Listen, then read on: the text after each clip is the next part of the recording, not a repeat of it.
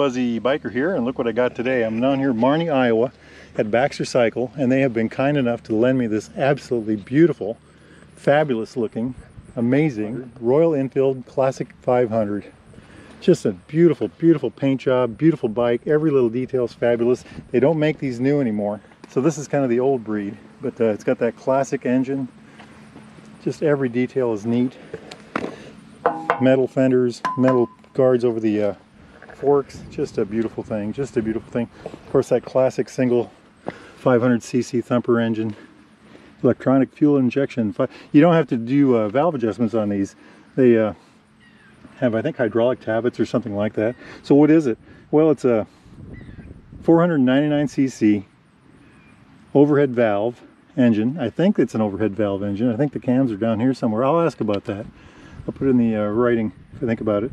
27 horsepower, 30 foot-pounds of torque, 30.5 actually. And that's about 42 Newton meters.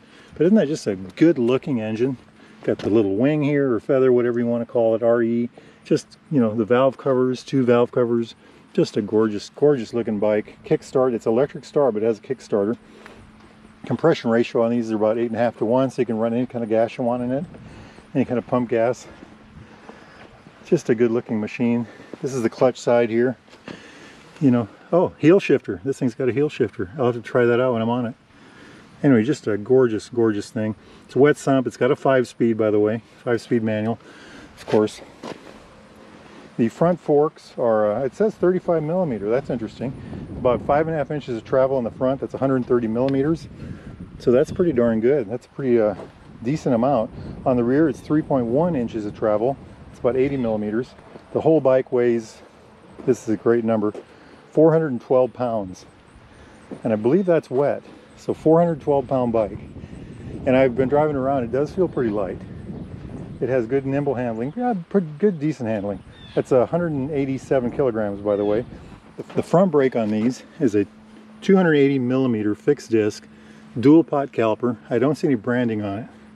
Let's see what my notes here have. It doesn't have any on there either. The rear is a, well, that's interesting. The rear is a drum. Fabulous. I love drum brakes on the rear. That is really interesting. Look at that, all through this side. The mechanism's right there, all mechanical. Look how long that brake, look how long that is. Fulcrum is right there. That must be, I don't know, 16 inches. Arm up. Adjuster rod right there, the bolt. There's a little gauge so you know where you're at. Beautiful. Chain drive, and here's the adjusters for the chain. I think all bikes should have those kind of, if you have chain, those kind of things give you a little more control of what you're doing. You can check it from side to side easier. But isn't that just a gorgeous looking rear end? Very nice indeed. Wheelbase on these things, it's a very, very good handling in-town bike, by the way. 53.9 inches. So 53.9 inches, that's 1,370 millimeters. And the ground clearance, it says 5.3 inches, and I don't believe that because it looks a lot more than that. That's the 135 millimeters. I think it's more than that. I can't believe that that would be the ground clearance. Front tire size, it says 90/90 19, so we got a 90/90 front, 19 on the front. And I think it's a 110/80, yeah, right there. 110/80 18 on the rear. So that's a pretty decent combination. 19 on the front, 18 on the back. I like it a lot. I like it a lot. The fuel tank is 3.6 gallons. Look at that tank. And it's a good looking tank, isn't it? Let's get over here. The sun off of it. The Royal Enfields really do have great paint. That's 13.5 liters. And seat height, a whopping 31.5 inches with a stock seat. Now, I don't know what it would be with this seat. That's, by the way, that's about 800 millimeters. So very, very good numbers on this bike. So let's kind of look it over. I already went over the engine a little bit. Look at this beautiful chrome pipe. This looks like a tank, but it's not. It looks like a dry sump tank, but it's not. It's probably a toolkit or a battery on that side. You know, same thing on this side, and they're keyed. Here's the battery right here. Just a beautiful looking thing. I already went over the heel shifter. It comes with a center stand and a side stand. Any bike with a chain should really have that. I like this stripe on the back with the Royal Enfield writing. Very classic looking rear end. Look at that. Just a beautiful thing overall. And I want to jump to the seat real quick before I forget about it. Maybe I mentioned it already, but that is a single seat, diamond pattern on the front. Got this neat accent line right here. It's got these springs in the back, so you get a little more flotation there, I guess. It certainly looks cool, if anything else. You know, just a very nice looking deal. There's the horn. Hey, like I said, these are air cooled. Beautiful thing. I want to turn these on so you can see this real quick. See the little tiger eyes? I call them tiger eyes. I think that's what they're called. They're just really neat things. I don't think they're blinkers. Nope, they're not. The blinker's going, and that is not. So very nice, very nice. Here's what the front end looks like with lighting, including those tiger eyes. Chrome mirrors. Let's go up to the dash wheel right here. So starting with this, flash to pass, high-lows, blinkers, horn. On this side we've got a kill switch, hazard lights maybe? I'm not sure what that is. Parking lights? I don't know. Start switch over here. Fuel light possibly, and an engine light. Turning this on, it is on, isn't it? I don't see much in there, but speedometer, kilometers and miles per hour. It says 24,010 miles. It's a very good looking area right here. The modern 350 Classic and 350 Bullet, 350 Classic in particular, has this look. And on those bikes, this is cast, and I wouldn't be surprised if this isn't cast also. Cast aluminum. Feels very metallic.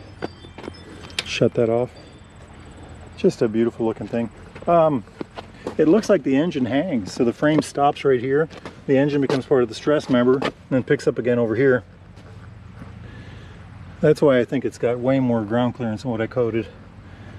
Beautiful looking bike. And again, it's got the kickstart. I'll mention that again. I love the metal fenders. You know, this little brace bar right here. Just a beautiful, beautiful thing all the way around. Lots of chrome, lots of black, lots of nice shiny paint, lots of metal. I love this little detail here, by the way. That's another piece of metal. You know, this ring around the headlight, just beautiful all the way around. And you know what? I'm Fuzzy Biker, and we are going to go take that hot rod for a ride. Wahoo! Royal Enfield Classic 500 test ride. All right, kickstand up, clutch in, turn the key on, engine light pops on, kill switch in the proper position. 5, 4, 3, 2, 1. What a hot rod, what a hot rod. Can you notice the vibration right away? These do not have a counterbalance shaft. They do smooth out a little bit in the beginning. But there's first gear. They also vibrate the whole time. They just vibrate. That's the way these are. All right, let's do it. Wahoo!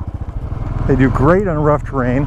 I've got a friend who has one of these, and he took it all the way to Glacier National Park and back from Iowa.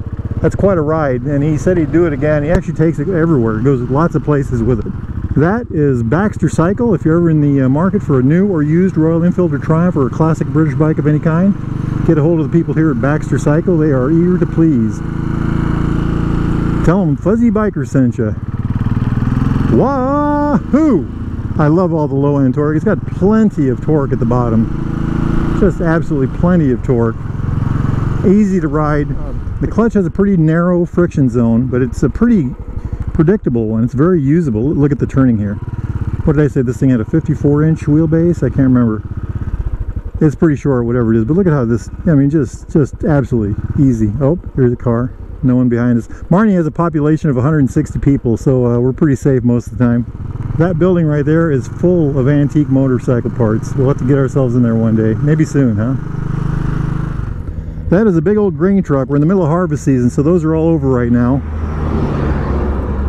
And we try to avoid those as motorcycle riders. All right, let's roll. A little bit of vibration, not a terrible amount by the old two-stroke standards of my youth, but pretty darn good. Very good feel.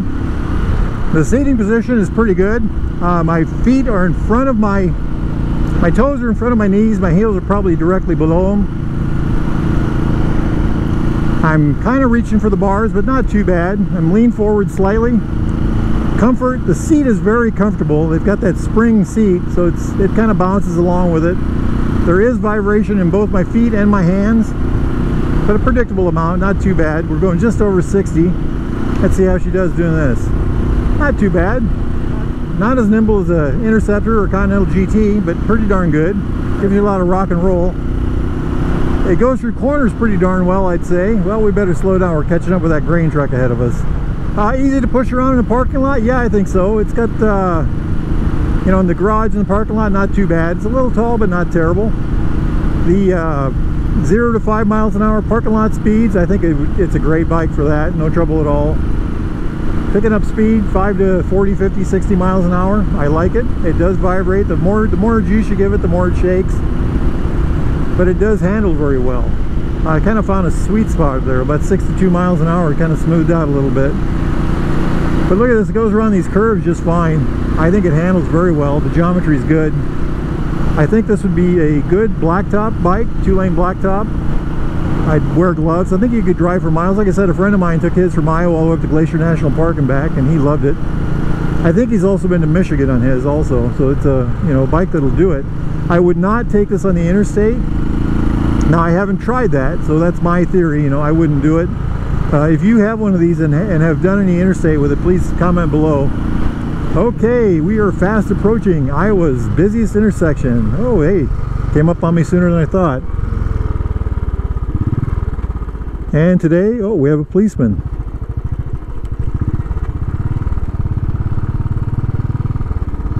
I'm gonna whip around here. All right. You can really see the shaking here. Check the mirrors out. Isn't that something? Okay, let's see what she'll do. Pulls away just fine. There's no threat of dying, or, you know, it just has plenty of low end torque. This is the kind of bike whose shift points you learn by how the vibration, the feel of the bike. It has the right kind of feelings and, you know, sounds. If you are enjoying this video, please hit like and subscribe. Please comment below. Let us know what you liked about this particular video and what kind of videos you would like to see in the near future or far off in the future. We will do our best to please. Wahoo! It's really a pretty good ride. I would wear thick gloves because of the vibration in the hands if you plan on going this speed. Now here I'm going to slow it down a little bit. Let's see if we can find that sweet spot again. Okay, there it is. A little less speed and she does smooth right out. So I'm going 55 right now. So 55 to 60, 62 I think I said earlier. And she does very well.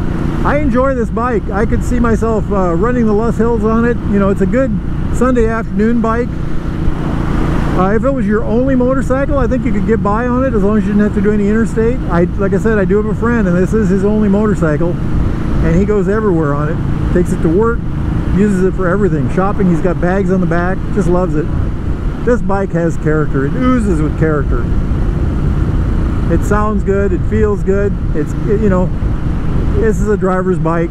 If you love riding a motorcycle, the actual act of riding a motorcycle, this one will tickle that fancy pretty well. We are entering the mighty mini-tropolis of Marne, Iowa, home of Baxter Cycle, sellers of new and used, Royal Enfields and Triumphs and British bikes of all types. It's a good sound, isn't it? There is the Grailer Grill. If you ever get to Marne, Iowa, give those folks a try. Let's see how this bike turns. With its nice nimble wheelbase, it ought to do pretty darn good, huh? I would say it does very well. That's one of its key attributes, is its handling, particularly in town. I mean, look at that. And then it's got plenty of torque. Pulls away just fine. It's kind of an interesting thing. It shakes at the lowest RPMs, it clears up a little bit, and then it starts shaking again at the top. There's a really neat neutral zone in there that's pretty fun. This is a bike you drive by feel. Notice there's no tack. I don't think you need one with it. I think there it is, home of Baxter Cycle. Look at that beautiful aerial right there. That's an all original bike, original paint. Hey, Stretch! Just a gorgeous thing. If you're interested in a new or used Royal Enfield or Triumph or any other vintage British bike, please come to Baxter Cycle. Check them out. They're off exit 51 on Interstate 80. They can help you out. Tell them Fuzzy Biker sent you. Life is short, get out there and ride. Wahoo! This is the Triumph building. They've got a Royal Enfield building over that way. This is the Triumph building. Look at that beautiful RS. Isn't that beautiful? 765. Here's a whole row of used bikes. Here's a whole row of new bikes, including the new, that's the Triumph 1200 Rally. Tiger Rally. Just an amazing motorcycle in its own right. All right, y'all. Get out there and ride. Wahoo!